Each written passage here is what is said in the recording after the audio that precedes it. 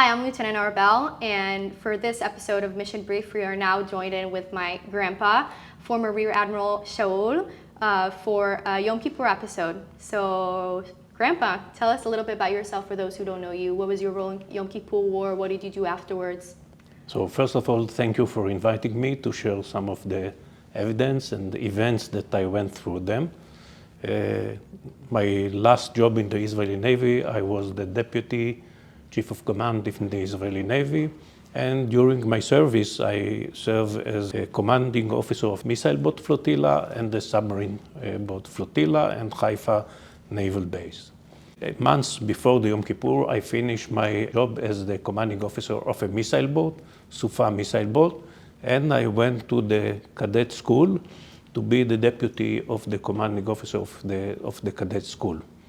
When the Yom Kippur War started, I can't take back my position as the commanding officer of the missile boat, the Sufa, so I joined another boat, the Gash, Israel missile boat, as a guy who is standing on the bridge and taking care of all the activities done in the bridge. So I didn't participate in the first night attack in Latakia, but in the 10th and 11th of October, I participated in the combat that was in Latakia and in Minatet Baida, which are the ports, the northern port of the Syrian Navy. And I was part of the group of ships that bombarded the Banyas fuel tank and also destroyed several boats of the Syrian Navy. Mm-hmm.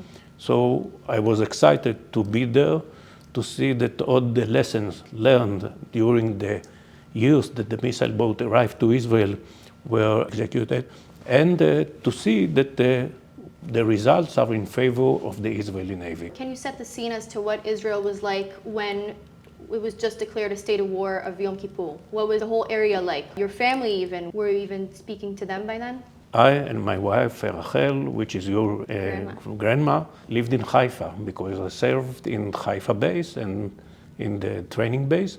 So in the beginning of the war, we have decided that it would be better that she will take our daughter, Michal, which is your mother, and we'll go to a more supportive place in her mother family in Kfar Chaim from the beginning of the war till November, because I didn't have an opportunity to see them and to meet them. The Yom Kippur Wars caught the IDF by surprise. This wasn't the case in the Israeli Navy, and this was due to the reason that the head of the Israeli intelligence perceived the situation quite differently from the Israel intelligence branch. How do you explain that? Is it something that you see as something that you learned, or anything that you learned from past wars and such operations? As you mentioned, in the Six-Day War, the Israeli Navy performed not so good. And because the boats were very old, the destroyers, there was hardly one submarine that operated in Alexandria. Yeah. After the Six-Day War, there was the sinking of the Eilat destroyer in October 67. In January 68, the Dakar submarine was sunk in the journey to Israel. So the Israeli Navy was in a very low moral state. And due to this such situation, the Navy was very eager to perform better and to show that all the lessons learned from the Six-Day War were implemented.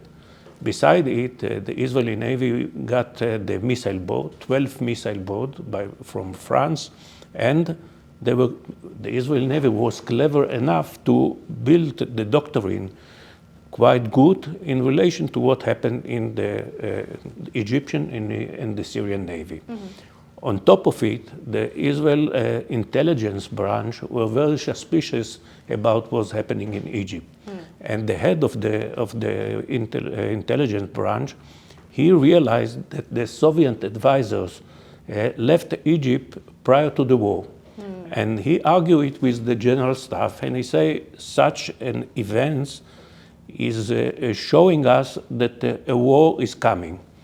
The intelligence branch in the IDF said it will be only an exercise, and he will stick to his evaluation and say, no, I beg to differ in such a situation. He advised the chief of the Israeli Navy to consider it as steps prior to the war. So the Israeli Navy was on alert, in a quite a good readiness position, both in the Mediterranean arena as well as in the Red Sea, prepare the boats, all the staff stayed in the bases, not like the other places. Yeah. And in the afternoon of the October 6th, the Israeli Navy, both in the Red Sea and in the Mediterranean, operated in advance to try and to fight the Syrian and the Egyptian Navy, not only to fight, but to prevent the Egyptian Navy to land in the north of Sinai or to land in the Sinai Peninsula in the Suez Canal. So I think that after having so bad reputation in the Six-Day War and lesson learned from the Six-Day War and a good, let's say, evaluation of what should be the Israeli missile boat doctrine. And also in the Red Sea, the Israeli Navy was ready and was not caught in a surprise in the beginning of the war. Yeah, you can say that the Israeli Navy was pretty much one of the only branches that was not really caught by surprise by the outbreak. You're definitely right. And on top of it, the Israeli Navy by itself decided not to wait and to deploy the missile boats not to defend our shore, but to send them to the Syrian coast and to the Egyptian coast in order to find missile boats from Syrian fleet and the Egyptian fleet and to have a decisive victory in the first step of the Yom Kippur War. The precondition were that because of the gap between the range of the Israeli missile and the Egyptian and Syrian missile, namely Syrian missile, the Sticks and the Egyptian have a range of 50 kilometers, and the Gabriel, the Israeli missile, was only 20 kilometers. And the precondition was that the Israeli Navy should be supported by the Air Force in order to achieve some kind of superiority. Because the situation was very bad, the chief of the Israeli Navy, Admiral Beni Telem, and the commander of the missile boat flotilla decided not to wait for Air Force support and to proceed and to attack the Syrian Navy as well as the Egyptian Navy. So having the first naval battle in the night of the 6th and 7th of October and such a decisive victory put the Israeli Navy in a position that it controlled the sea in this area. Since you still stayed in the Army and the Israeli Navy for many, many more roles, do you find that you have seen or noticed anything that you've learned even from Yom Kippur War and have made even stronger throughout the years? Yes, I think so. I think that one of the lessons learned, not in the Suez Canal. I think that in the Suez Canal, the Israeli Navy performed with the Dabur boats a very good performance, trying to attack the Egyptian in their marinas, where they were supposed to bring to the Sinai Peninsula a lot of commando people, and succeeded to sink the boat. The Shahetet 13, the Israeli commando, also attacked the boats in Rardaka, which is the base of the Egyptian Navy in the Red Sea. But the Israeli Navy didn't have the capability to operate in the Bab el-Mandeb Strait, in the south part of the Red Sea. And one of the lessons learned was to have a flotilla or a squadron of a missile boat located in Sharm el-Sheikh. In 78 and 79, I was the commanding officer of the missile boat in Sharm el-Sheikh. And from Sharm el-Sheikh, we made patrol in order to secure the line of communication to Israel through the Bab el-Mandeb Strait. So this was a lesson learned, and I think that it repeats itself also in the current war. So the Houthi now, they studied how to block the Bab el-Mandeb Strait to Israeli shipping is a way of doing a war. So one way we studied it, we have squadron in Sharm el-Sheikh. Another way, the lesson learned was not fully understood about the importance of having the control also in the south end of the Red Sea. Is there anything very memorable for you during that war situation?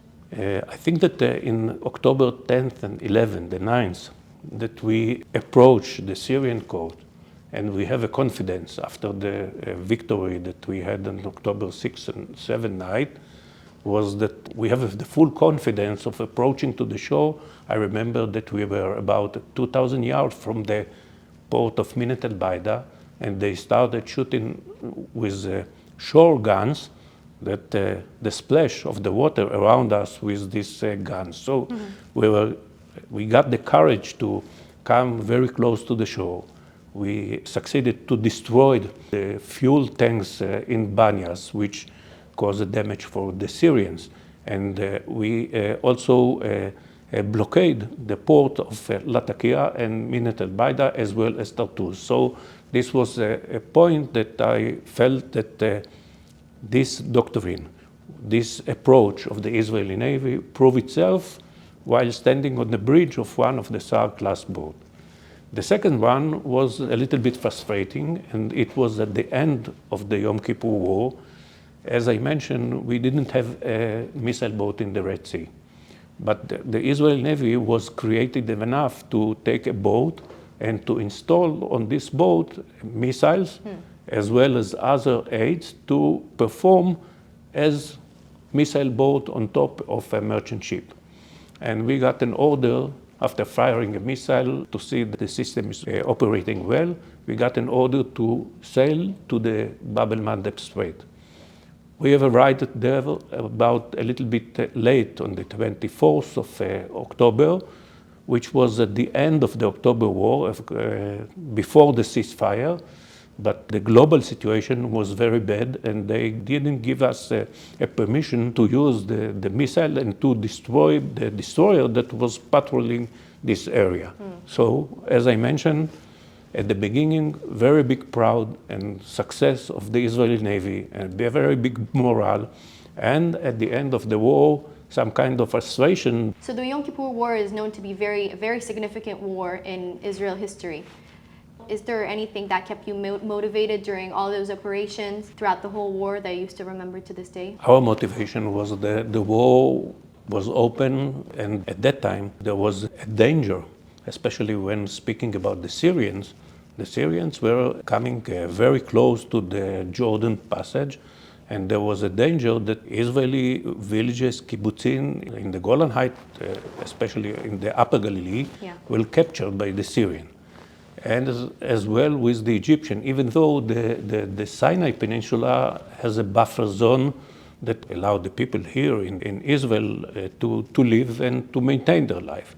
But there was some kind of, at the beginning of the war, existential threat to Israel, which was perceived by the Minister of Defense, Mr. Dayan, who addressed the public I think at the October 8th, and mentioned that it might be a collapse of the third temple or the third Israeli state, when we are speaking about the first home, the second home, and the third home. So there was some kind of existential threat to Israel, and we were motivated to lift this existential threat by all means. Since 73, obviously Israel has gone through tremendous events. Is there anything from Yom Kippur has helped your understanding of these events that we've gone through the years in the state of Israel? There are many campaigns. The first one in Lebanon, which eventually we evacuated Lebanon, which is a good idea.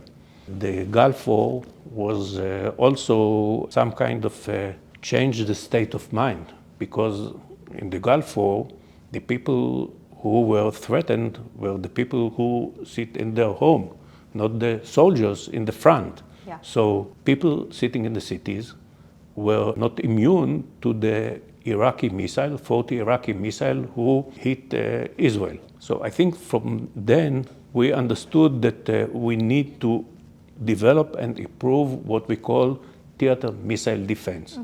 What we are speaking about today, the Arrow, the Iron Dome, the David Sling, All of these are some of the lessons learned from the Gulf War. That the point is that Israel is not fighting only in the front. Israel is fighting also in the home, and that was the reason that the Home Front Command in 91, 92 was established in order to take care of the other front, which we found later that is more essential for Israel with such an event. Yeah, the civilian forefront, basically. Yes, yes. Yeah.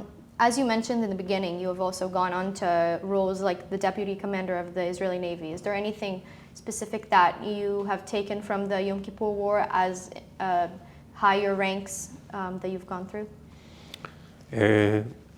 Later, when I finished my position as the commanding officer of the missile boat flotilla, I was asked by then the chief of the Israeli Navy to move to the submarine flotilla. And I found that the next step is the underwater warfare. So I commanded the Israeli submarine flotilla, and it's led me also to the perception that Israel should enlarge their submarine flotilla by number and by strength.